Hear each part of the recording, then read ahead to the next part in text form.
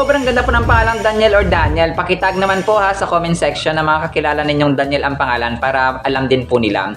Nagmula po ito sa Hebrew name na Daniel, nang ibig sabihin po ay God is my judge o ang Diyos ang aking hukom. Sa Biblia, encourage niyo po no, na basahin niyo po ang Book of Daniel na isinulat niya propetang Daniel. So napakaganda po ng revelations niya dito. Ramos, nagmula ito sa Hebrew personal name na Rama, ibig sabihin po ay lofty or exalted, itinaas. Sa Spanish, plural po ito ng ramo, nang ibig sabihin po ay branch or branches, mga sanga, mga kasambaras. Nag-ugat ito sa Biblia na kung saan ay sa triumphal entry ni Jesus Christ, mga kasambaras, pumasok siya sa Jerusalem and then sinilubong siya ng mga tao, and ang mga taong iyon ay may hawak-hawak na mga sanga ng palmera and any other trees. So dito na actually nagsimula yung palaspas, no, yung tradisyon, mga kasambaras, tuwing Semana Santa. Romero, nagmula ito sa Latin na Romer, ibig sabihin po ay pilgrim or manlalakbay.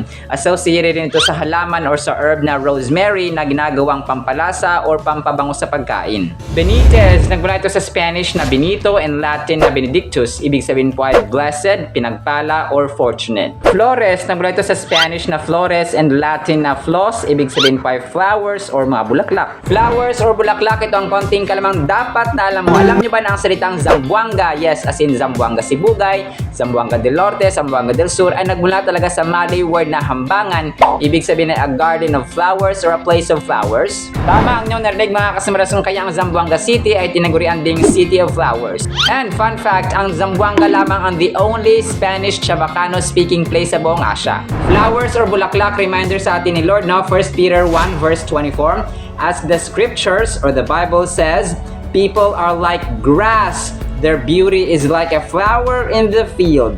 The grass withers and the flower fades. Sa Tagalog po, ayon sa kasulatan or sa Biblia, ang lahat ng tao, tayo yun, ay tulad ng damo. Gaya ng bulaklak nito, ang lahat niyang kariktan, ang lahat niyang achievements. For example, ang damo ay nalalanta at ang bulaklak ay kumukupa. So let's humble and let's always thank God for everything. Mula rito kung saan matatagpuan ang pinakamataas na bundok sa buong Pilipinas, ang Mount Apo. Yan ang konting kaalaman at katotohanang dapat na alam mo.